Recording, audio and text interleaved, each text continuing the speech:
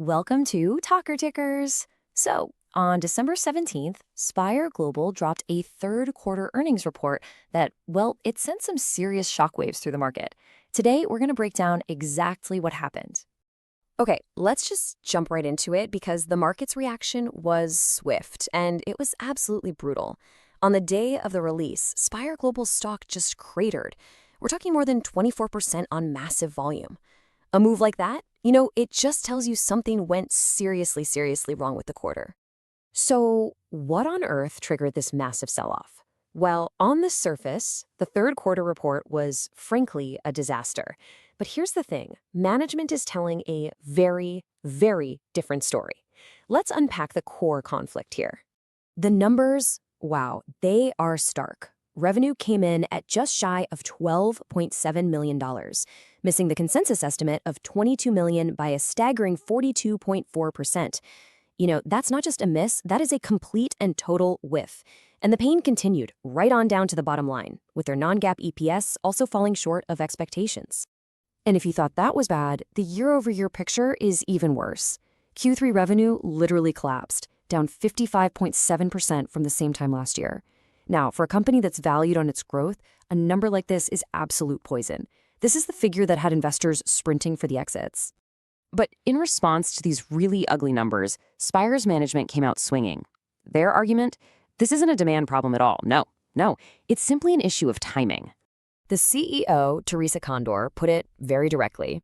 She said that 2025 is a year of revenue timing normalization, not some fundamental change in their growth. So what they're really doing is asking investors to completely look past this quarter's ugly results and focus on what's coming down the pike. Okay, so how do you even begin to explain a 42% miss? Well, management broke it down into two main buckets. First, about $11.5 million in revenue is gone because they sold off their Maritime business. That part was planned, no surprise there.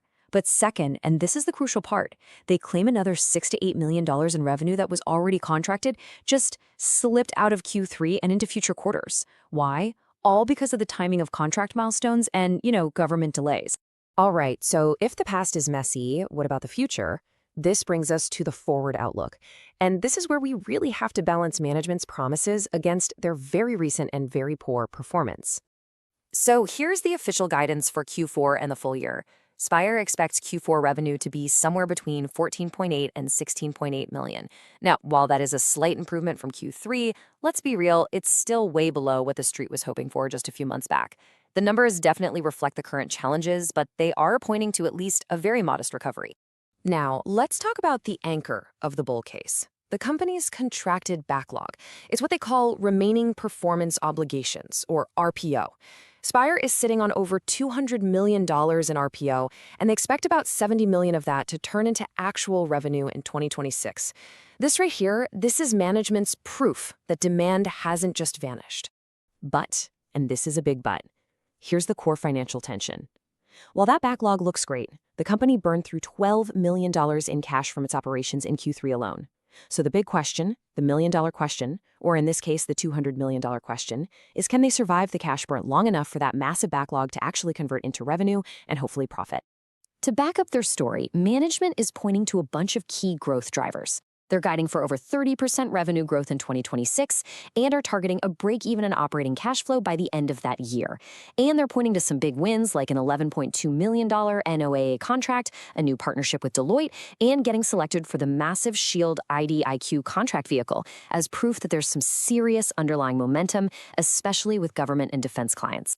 And all of this brings us to the next call, right? We've got two completely competing stories here. On one hand, a disastrous quarter. And on the other, the promise of a bright, already contracted future. So which one is it?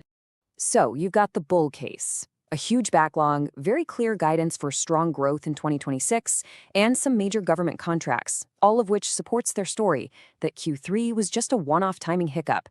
But then you have the bear case, and it's powerful. A 42% revenue miss suggests some really deep execution problems. The company's burning cash, and the stock is getting hammered compared to its peers. It's a classic Wall Street story, isn't it? Jam tomorrow versus a whole lot of pain today. So for the next call, we're rating Spire Global as market perform. Look, the potential that's locked inside that backlog, it's undeniable, and the long-term story around space-based data is definitely intact.